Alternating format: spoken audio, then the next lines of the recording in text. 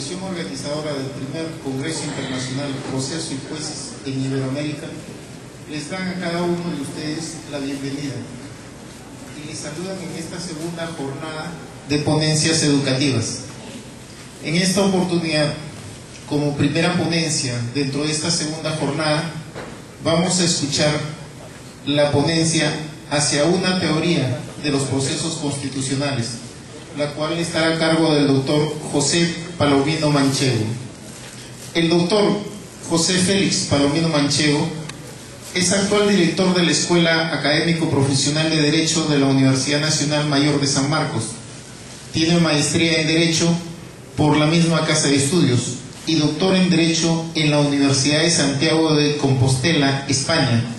Profesor de la Universidad Nacional de San Marcos, profesor de la Universidad de Lima, San Martín de Porras y de la Academia de la Magistratura.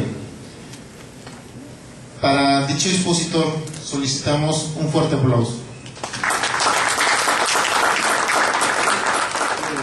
En primer término, agradecer a mi querido amigo Samuel Sánchez Melgarejo, verdadero pulmón de este primer Congreso Internacional Procesos y Jueces en Iberoamérica, título provocativo, por permitirme compartir esta jornada académica con distinguidos amigos y colegas de España, de Argentina, de Chile, de Colombia y naturalmente con los jueces y magistrados y los estudiantes que han asistido a esta jornada académica.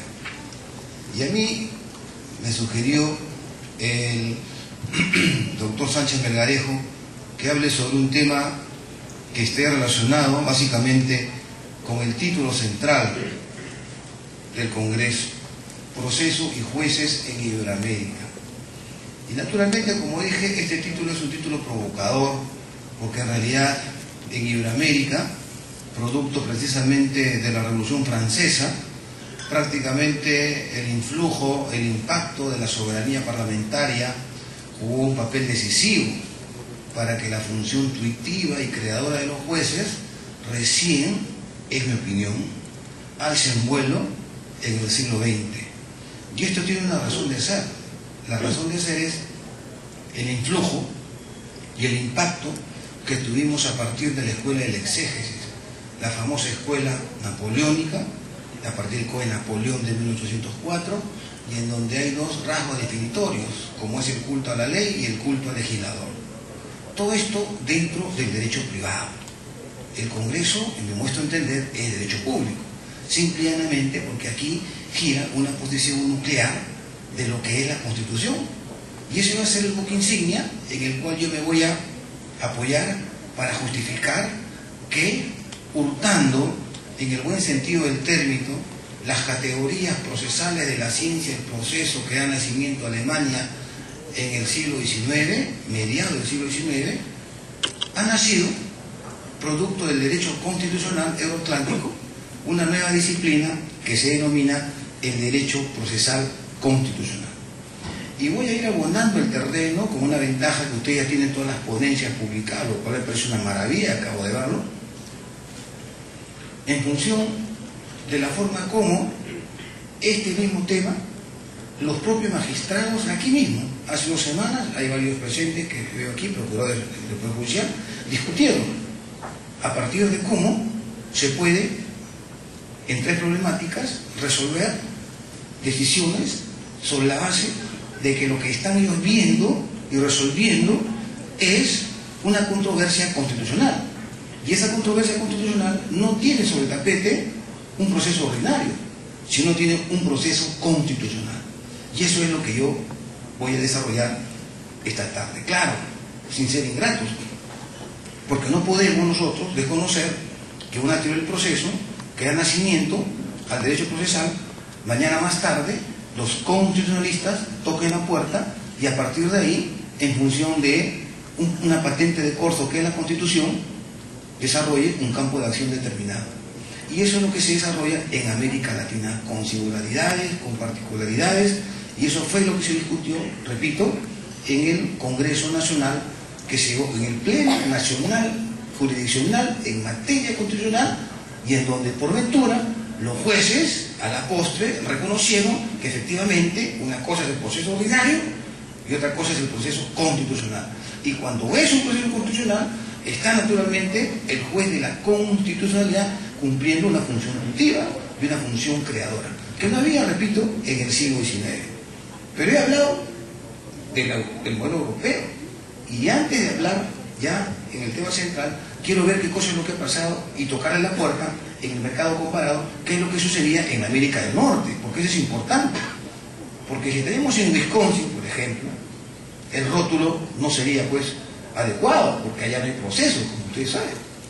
En Estados Unidos, y siguiendo la herencia de su papá de Inglaterra, medieval, el will del habeas corpus, los mandamientos, son en realidad, haciendo una comparación, un símil, sus procesos constitucionales. Allá no se puede discutir pues los 7 procesos constitucionales que se tienen en Perú, no, por una sencilla razón, porque tienen una tradición.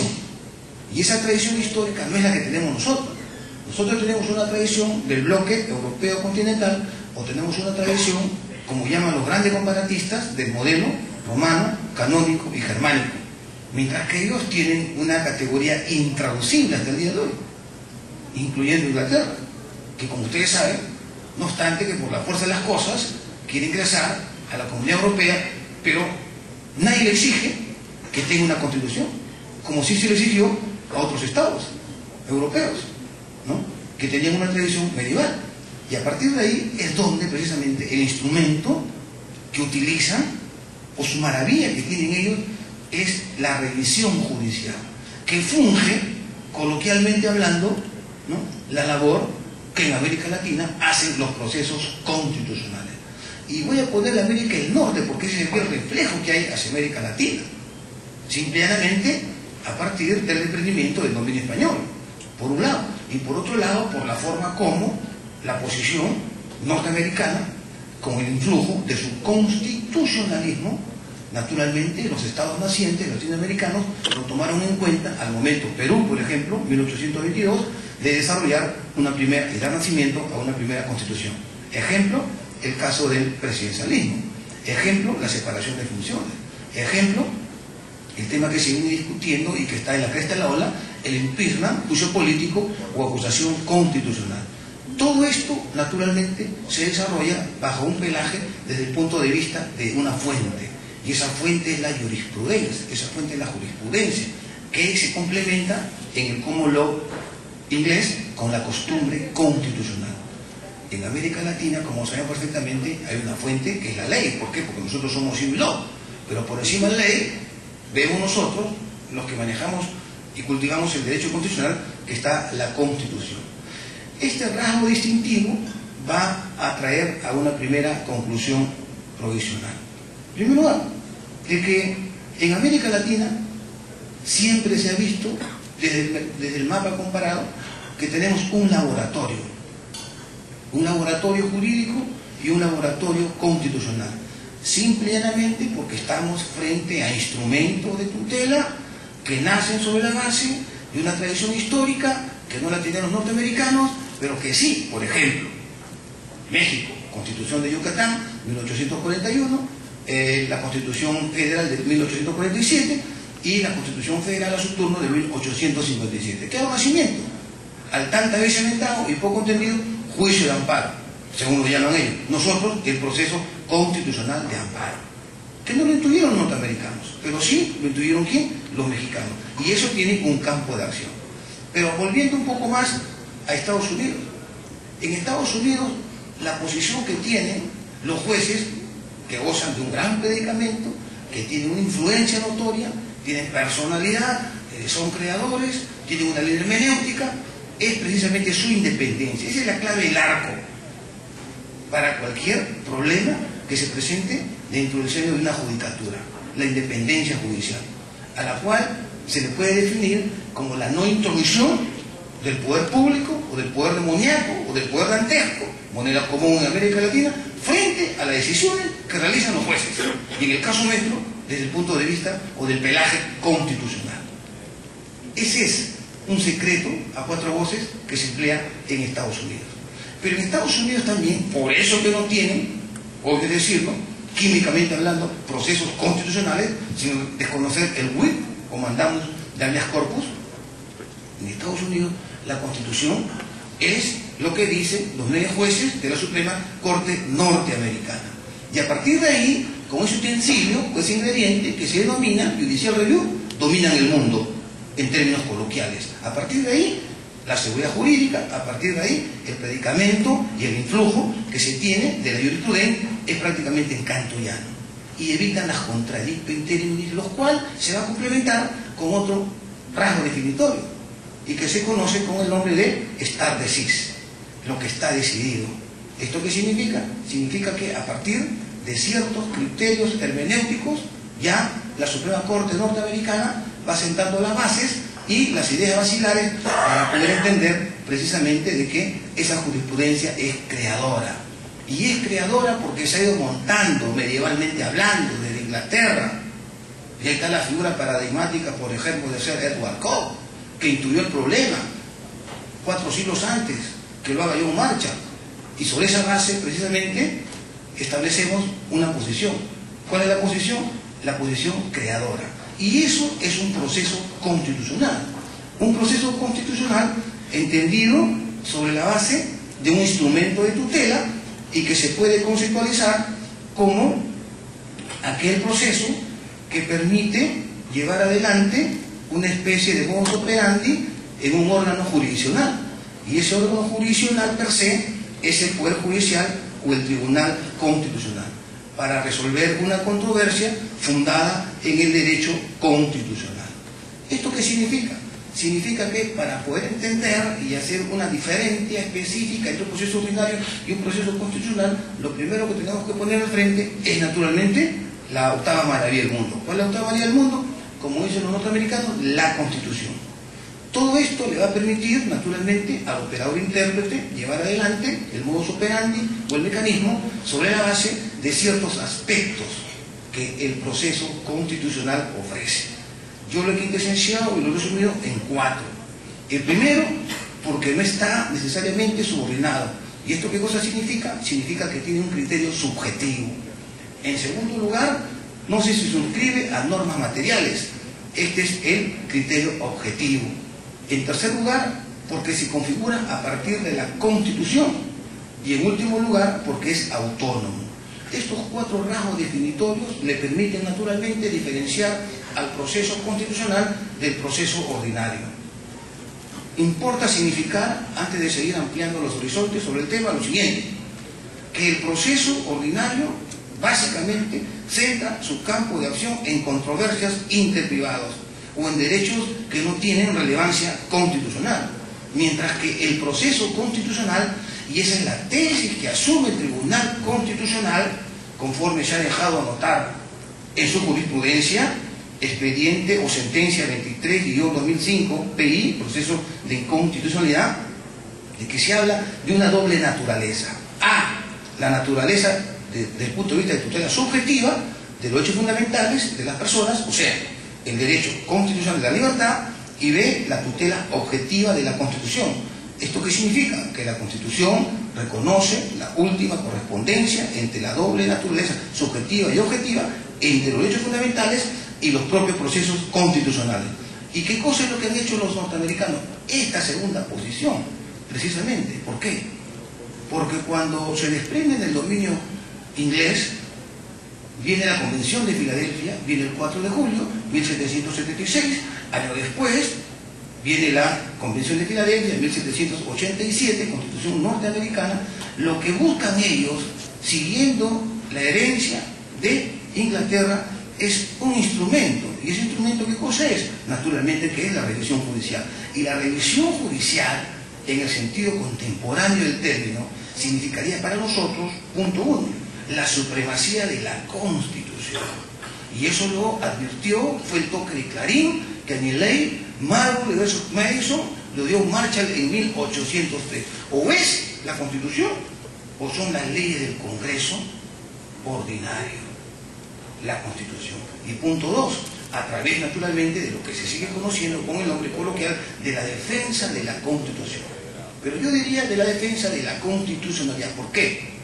Porque sin necesidad de que utilice yo un instrumento de tutela, indirectamente una constitución per se tiene sus propios mecanismos de autodefensa, punto 1. Y punto 2, esos mecanismos de autodefensa que son el derecho a la insurgencia, el derecho a la revolución y el derecho a la resistencia, están reconocidas en todas las constituciones contemporáneas. ¿Producto de qué es esto? Naturalmente de las revoluciones euroatlánticas, la norteamericana y la francesa, que la acabo de mencionar no hace mucho. Y a partir de ahí es entonces, repito, de que tiene una configuración, en el caso de América Latina, Perú, por ejemplo, una configuración a partir de lo que dice la Constitución. O sea, no se trata de un proceso establecido prima facie en un ordenamiento procesal infraconstitucional específico, sino que está configurado directamente por la Constitución, aun cuando su desarrollo quede reservado al ámbito de la ley. Constitución, garantías constitucionales, como se sigue llamando. Ámbito de la ley, Código Procesal Constitucional, procesos constitucionales, como se viene llamando. Con lo cual, repito una vez más, si hago una comparación con el Código Procesal Civil, el Código Procesal Civil tendrá dentro de un seno, naturalmente, los procesos ordinarios y nosotros los procesos constitucionales. Y algo más todavía, para que no quede sombra de duda, dije que también era autónomo. ¿Por qué? El proceso constitucional al que se cabe asignar la calidad de constitucional es aquel que tiene existencia autónoma y configuración propia para resolver problemas relativos a la aplicación, vigencia, conservación y concreción del derecho constitucional. Pero viene otro problema. El otro problema es que algunos autores, y también siguiendo el hilo conductor de la jurisprudencia del Tribunal Constitucional, que dicho sea de paso, sostiene de que en su jurisprudencia la finalidad del proceso constitucional tiene como objeto asegurar el funcionamiento adecuado del ordenamiento jurídico y la vigencia efectiva de los derechos constitucionales. El otro problema es que los procesos, naturalmente, están reconocidos desde el punto de vista de la jurisprudencia. El WIC, por ejemplo, comandamos del habeas corpus, pero también hay otros que paulatinamente se van incorporando al ordenamiento jurídico constitucional. Y ahí voy a tocar la puerta, una vez más, voy a apoyarme en el mercado comparado. El caso paradigmático de Argentina. Como ustedes saben, la Constitución argentina es de 1853-1860, con una reforma que tuvo en Paraná el año 94, y a partir de ahí, recién está dentro de su seno el rótulo de lo que ellos llaman el recurso de habeas corpus y el recurso de amparo. Pero sin embargo, la propia creación jurisprudencial hermenéutica, finales de los 50 e inicio de los 60 del siglo que se acaba de ir, en el caso Siri y en el caso Pot, ellos, pretorianamente, por la vía jurisprudencial, ingresaron el recurso de amparo. ¿Esto qué significa? Significa lo siguiente, que no necesariamente, esa es mi opinión, y no necesitamos los 7 procesos constitucionales que están en el entramado normativo constitucional de 1993 para que el juez de la constitucionalidad, en su condición de creador y de operador intérprete, lleve adelante la tutela de derechos fundamentales. Marshall no lo necesitó, pero Marshall en 1803 creó, ¿qué cosa? El control difuso. ¿A partir de qué? De la revisión judicial.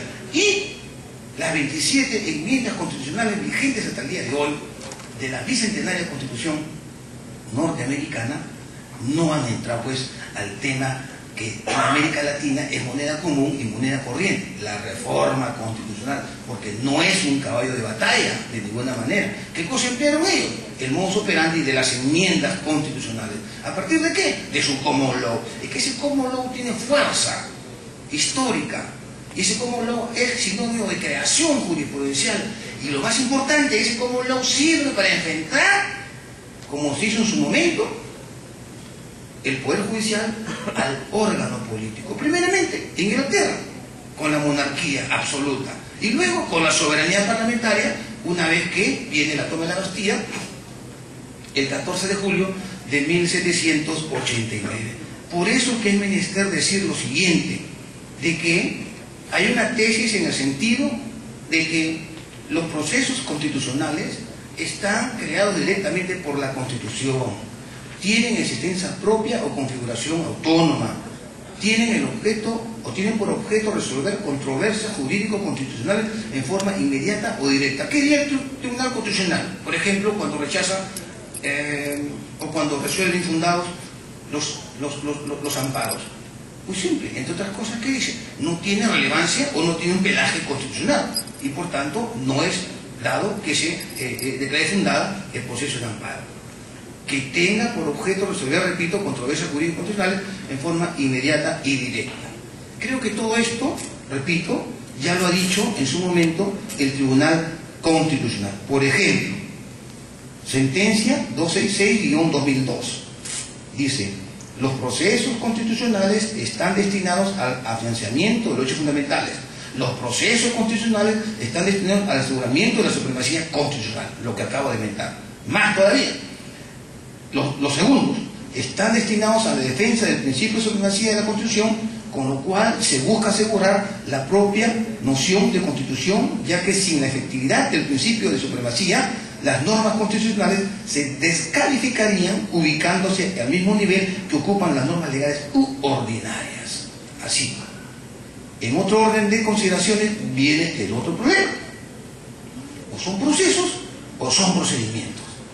Yo creo que, de acuerdo a la línea directriz y siempre tocando la puerta al mercado comparado, que es en el cual yo a veces me tengo que apoyar, entiendo de que en el ámbito del derecho procesal constitucional y en especial en el ámbito del derecho constitucional, la distinción entre ambos conceptos, procesos y procedimientos, está lejos de ser una cuestión baladí.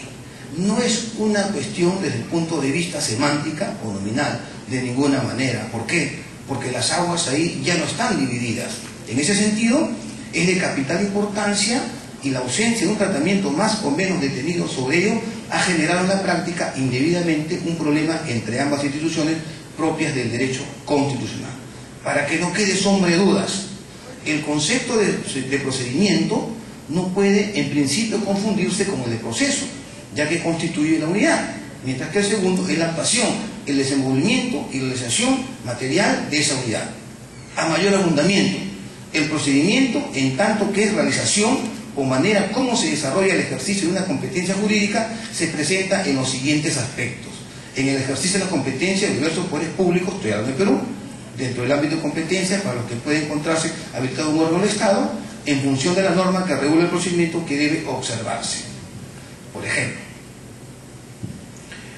si estaríamos en el modelo europeo continental, Kelsen, a partir de la Constitución austríaca del 1 de octubre de 1920, entre otros rasgos y entre otras atribuciones y poderes absolutos que le dio el Tribunal Constitucional para que sus jueces llevaran a término la defensa y el control de la constitucionalidad, fue el siguiente: el impeachment kelseniano. ¿Cómo? Pero usted me dijo que el impeachment era norteamericano siguiendo la tradición secular de Inglaterra. Sí, pero él creó un impeachment kelseniano, porque el impeachment, desde el punto de vista norteamericano, que es el que se maneja en Perú, camina sobre la base de la posición o la actividad que tiene el Congreso de la República para quitar inmunidad a los altos funcionarios del Estado reconocidos en la Constitución y luego lo manda a la Fiscalía de la Nación y de la Fiscalía de la Nación al Poder Judicial, o sea, a la Corte Suprema.